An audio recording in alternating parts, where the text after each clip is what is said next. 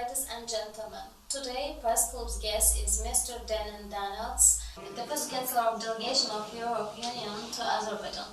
Thank you very much for coming, Mr. Denis. Thank you very much for inviting me. Thank you.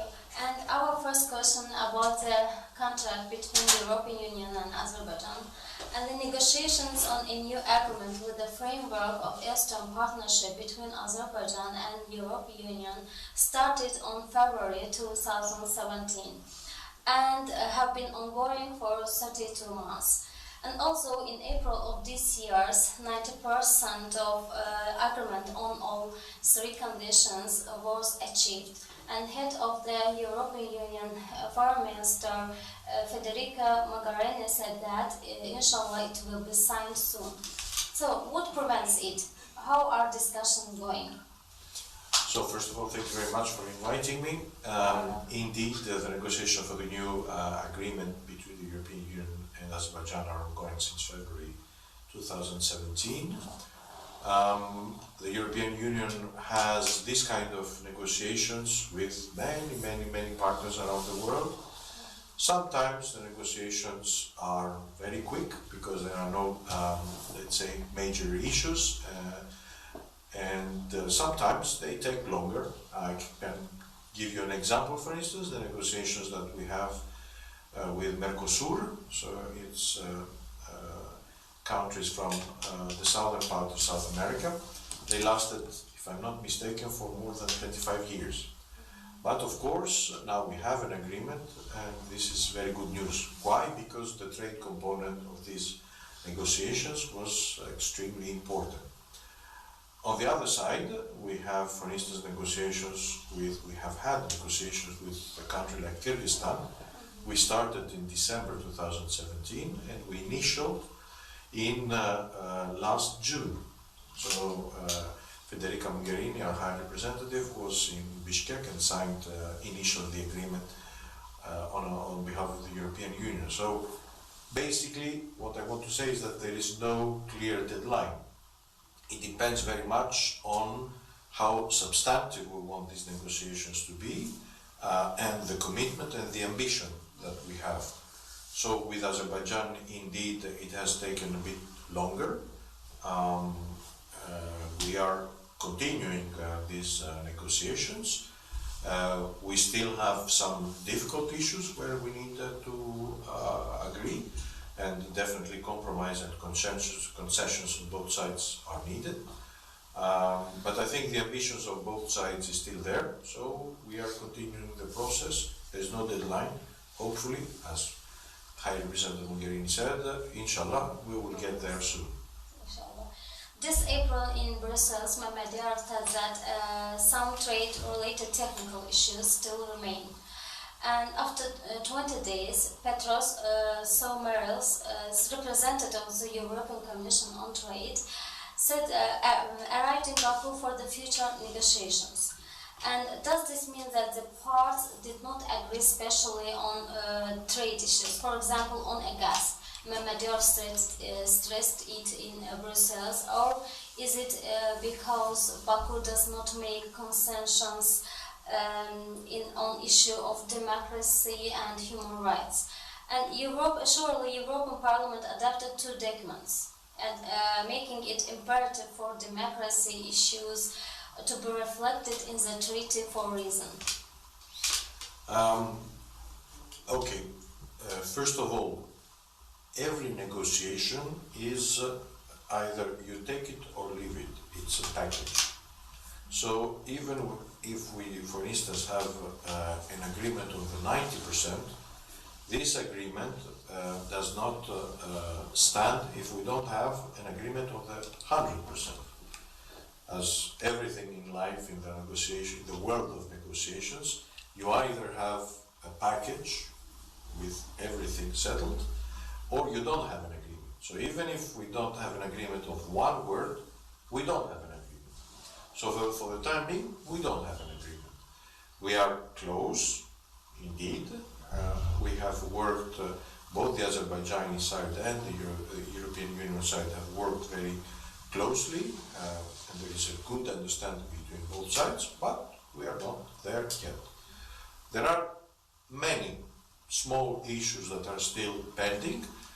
Some of the issues you have raised, some of the other issues are also there. What you refer when you refer to the European Parliament is also an important issue, but the European Parliament needs just to give the consent, needs to ratify the agreement. So we're not there yet. When we have the agreement, the European Parliament will look at it and will ratify or have comments, etc., etc. But there is no text that the European Parliament can comment on, because, as I said, there is no agreement for the time being. Thank you. According to the Ministry of Economy, there are currently 1,600 companies operating in Azerbaijan, with the Europe countries gaining 40% share from Azerbaijan's foreign trade. And could economic relations be broken if the new agreement is not signed? Or if so, how can these relations be maintained? When we talk about the new agreement, we talk about new opportunities, not jeopardizing the current conditions. Indeed, there are a large number of European companies that have successfully established activities in Azerbaijan, and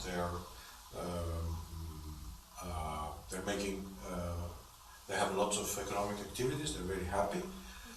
We have every year a business forum, EU-Azerbaijan Business Forum in June, where these companies also give us more or less their feeling about their presence in Azerbaijan, and most of them are quite happy. There are some issues that we raised together with the government to improve the business climate. I think the government has done a lot to improve the business climate in recent years.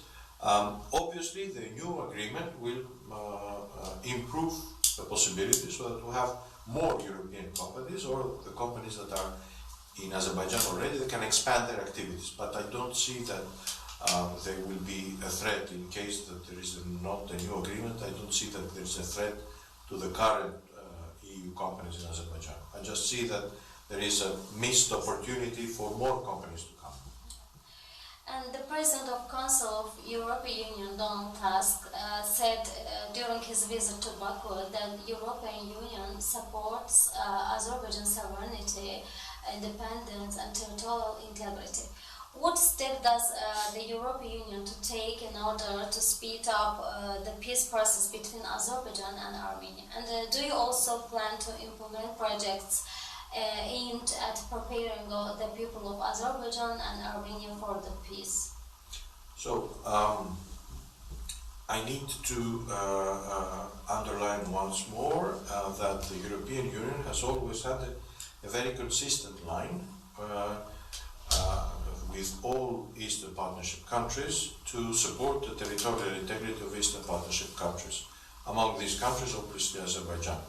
And I have to say once more, consistent. We have always done that. Others have not done that. But we always have supported the territorial integrity of Azerbaijan and the other Eastern Partnership partners. So we are very consistent in what we do. Obviously, as you very well know, we don't have a mandate to mediate. The mandate to mediate that Azerbaijan and the other contracting parties have agreed is the OSCE Minsk Group co-chairs. So this is I think, by the way, they are to visit Baku these days. So they are the ones who have this mandate to mediate between Armenia and Azerbaijan. The European Union's role has always been supportive of the work of the OSCE Minsk Group co-chairs, which we have always done in a very consistent way. And we are there for any kind of confidence-building measures, and we have done that as well.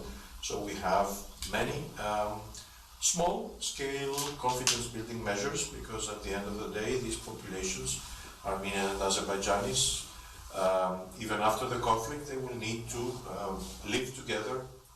They will always be neighbors. You don't necessarily choose your neighbor, so you have to survive with your neighbor. So the European Union is there to make sure that there is a better understanding between the two nations, and we stand ready to support more if there is a conflict resolution, which we hope will happen soon. The third image Euro Tolerance Festival, organized by European Union, was a spectacular event and a subject of interest in Azerbaijan. Are there more events such as this planned for future? Indeed, thank you very much for mentioning this, because indeed this was a very successful festival. It took place in May, and it took place in Baku and Genja.